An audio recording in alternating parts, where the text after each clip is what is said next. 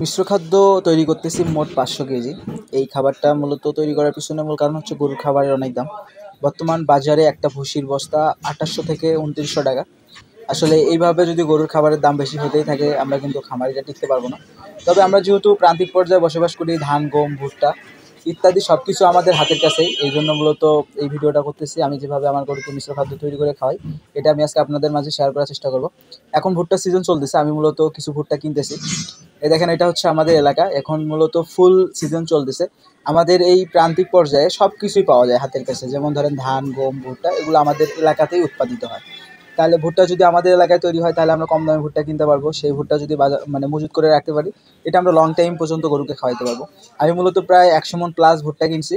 820 টাকা মন কিনছি কাঁচা ভুট্টা। এটা মূলত শুকার পরে প্রায় 30 কেজি টিকে মনে। ধরেন যদি 30 কেজি টেকে, তার মানে 27 টাকা প্লাস কেজি পড়ে। ধরলাম 28 টাকা 1 কেজি ভুট্টা যদি আমি কিনে রাখতে পারি। এটা হচ্ছে আমার মূলত ভুট্টা রাখার গোডাউন। এখানে আমি ভুট্টাগুলো রাখছি। এখন যদি এই 28 টাকা ভুট্টা যদি আমি সারা বছর গরুকে খাওয়াইতে পারি, তাহলে কিন্তু আসলে বেনিফিট করা সম্ভব। কিছুদিন পরে ভুট্টার দাম আবার বেড়ে যাবে, কারণ এটা সিজন। এখন দাম একটু কম আছে, যখন আপনার সিজন শেষ হয়ে যাবে তখন ভুট্টার দাম আবার বেড়ে যাবে। মূলত গরুর যদি প্রোটিনের মূল উৎস বলি কোনো খাদ্যকে, সেটা হচ্ছে ভুট্টা। ভুট্টা ছাড়া আসলে কোনো কিছু কল্পনা করা যায় না। যদি ফিডের কথা বলেন, ফিডের মধ্যে কিন্তু 70% ভুট্টাই বলা যায়। আর কিছু মেডিসিন দিয়ে আসলে আরও অন্যান্য উপাদান দিয়ে আসলে আমরা মিশ্র খাদ্য তৈরি করবো, যেমন কলাই দেবো। বিভিন্ন ধরনের কলাই পাওয়া যায়। আমি মূলত আমাদের স্থানীয় বাজারে আসছি। দেখেন, এখানে বিভিন্ন ধরনের কলাই প্লাস আপনার গম, ভুট্টা সব কিছুই পাওয়া যাচ্ছে। আমরা মূলত এখান থেকে যারা অল্প অল্প করে খাদ্য তৈরি করে, তারা এরকম বাজার থেকে, স্থানীয় বাজার থেকে কিনে নেয়। হাটের দিন করে পাওয়া যায়। কিনে ওরা আবার সবগুলো মিক্সার করে আপনারা মেশিনে ভাঙিয়ে নেয় আর কি। আমাদের এলাকায় এরকম ধান, গম, ভুট্টা গোখাদ্য তৈরির মেশিনেই 2-3টা আছে। কারণ আমাদের এলাকায় মোটামুটি অনেক গরু আছে। আমরা মূলত ভুসি কখনো কিনে খাওয়াই না, নিজেরাই মিশ্র খাদ্য তৈরি করে খাওয়াই। এতে করে আমাদের কম খরচে ভালো মানের খাদ্যটা আমরা তৈরি করতে পারতেছি। আমরা এই মিশ্র ভুসির পাশাপাশি মূলত ফিড খাওয়াই থাকি। এতে করে আমাদের গরু দুধ প্রোডাকশন বলেন, বাচ্চা উৎপাদন বলেন, আলহামদুলিল্লাহ সব দিক থেকে ভালো। এটা হচ্ছে আমাদের স্থানীয় বাজার। এখানে অনেক মানুষ তাদের চাহিদা অনুযায়ী খাদ্য কিনতেছে। দেখেন, এই যে একজন ভুট্টা কিনতেছে, মূলত শুকনা ভুট্টা বাজারে কিনতে পাওয়া যায়। তারা বাজার থেকে কিনে নিয়ে যায়, কিনে নিয়ে গিয়ে মনে করেন যে যার যতটুকু সেই অনুপাতে ভেঙে নেয়। যদি কারো 2-3টা গরু থাকে, তারাও মিশ্র খাদ্য তৈরি করে খাওয়ায়। কারণ জানে বাজারে ঊর্ধ্বগতি সব কিছুর দাম। 1 কেজি ভুসির দাম 50 টাকা প্লাস। সেখানে আমরা মানসম্মত ভুসি তৈরি করতে পারতেছি মাত্র 30 টাকা 35 টাকা কেজিতে। এই ক্ষেত্রে আমরা সবাই মূলত মিশ্র ভুসি তৈরি করে থাকি। এই যে গুঁড়াগুলা দেখতেছেন, এটা হচ্ছে একদম কোয়ালিটি সম্পূর্ণ ধানের কুড়া অথবা গুঁড়া যেটাই বলি আমরা। আমরা মূলত আমাদের এই স্থানীয় চাতাল থেকে এই গুঁড়াগুলো কিনে থাকি। আমি মূলত এখানে সবগুলো গুঁড়াই কিনে নিছি ব্যাপারীর কাছ থেকে। মূলত 600 টাকা বস্তা হিসেবে, 45 কেজির বস্তা 600 টাকা দিয়ে কিনছি। বললামই তো, এখন সিজন, এখন একটু দাম কম। কিছুদিন পরে এই গুঁড়াটা আমাকে কিনতে হবে 800 টাকা বস্তা, 900 টাকা বস্তা। দেখেন, এই বস্তা আমি মনে করেন যে এখানে উনি বলছে আইডিয়ার 35টা বস্তা হবে। ধরলাম 35 বস্তা হলেও আমার মোটামুটি অনেক দিন চলে যাবে। এর মাঝে আমি আরও কিছু কিনবো। এইভাবে আসলে আমাদের পরিকল্পনা অনুযায়ী চলতে হবে। আসলে হুটহাট ভাবনা চিন্তা করে তো কোনো কিছু হবে না। পরিকল্পনা অনুযায়ী এগোতে হবে, স্টেপ বাই স্টেপ আগাইতে হবে। যদি এই যে আমার সামনে যে মেশিনটা দেখতেছেন না, এটাতে মূলত ওই যে ধান, গম, ভুট্টা মূলত গরুর খাদ্য তৈরি করা হয় এই রকম মেশিনে। এখানে সব একদম পাউডার হয়, পেস্ট হয়ে একবারে বের হয়ে আসে, যেটা আর কি মিশ্র ভুসি বলতেছি আমি আপনাদের এইটা। আর এখানে যে মেশিনগুলো দেখতেছেন, এগুলো মূলত আমাদের চাল ভাঙা মেশিন। এখানে গুঁড়া একদিকে চলে যাচ্ছে আর চাল এক পাশে পড়ে যাচ্ছে। এটা মনে করেন চাল পরিষ্কার করতেছে। এই যে গুঁড়াগুলো, সবগুলো গুঁড়া আমি কিনে নিছি আমার গরুর খাবারের জন্য। আর এখন যে খাদ্যটা তৈরি করতেছি, সব উপাদান আমি সংগ্রহ করছি।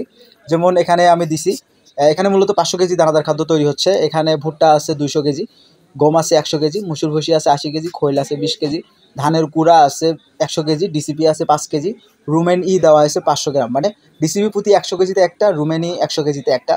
আর এখানে দামগুলো যদি বলি, ভুট্টা আমার 28 টাকা কেজি, গম 40 টাকা কেজি, মুসুর ভুসি 42 টাকা কেজি, খৈল 45 টাকা কেজি, ধানের কুড়া যেটা ওটা 13 টাকা 50 পয়সা কেজি, ডিসিপি 100 টাকা কেজি, আর রুমেনি আপনার হচ্ছে 95 টাকা পিস। এই অ্যাভারেজ আমার যে খরচ, এটা আমার মূলত এই খাদ্য তৈরি করতে খরচ যাচ্ছে। আসলে এতে করে আমার খাদ্যটা 32 টাকার মধ্যে তৈরি হয়ে যাচ্ছে। কিন্তু এখানে যে খাদ্যটা তৈরি হবে একদম হাই প্রিপারেশন। এটা দুধ প্রোডাকশনের গরু বলেন, ফ্যাটেনিংয়ের গরু বলেন, আপনি যে কোনো গরুকে খাওয়াতে পারবেন, খুব ভালো রেজাল্ট পাবেন। কারণ এখানে কোনো ভেজাল নেই, একদম ফ্রেশ এবং মানসম্মত খাদ্য। একটা বিষয় চিন্তা করেন, আমরা তো প্রান্তিক পর্যায়ে বসবাস করতেছি, আমাদের হাতের কাছে সব কিছু। আমাদের এই কাঁচামালগুলোই কিন্তু কোম্পানিটা কিনে নিয়ে যায়, কিনে নিয়ে গিয়ে প্রসেসিং করে, তারপরে বিভিন্ন লেবার কস্ট হিসাব করে দেখেন ওরা এগুলাই কিন্তু প্রসেসিং করে আমাদের মাঝে বিক্রি করতেছে 50 টাকা 55 টাকা কেজি।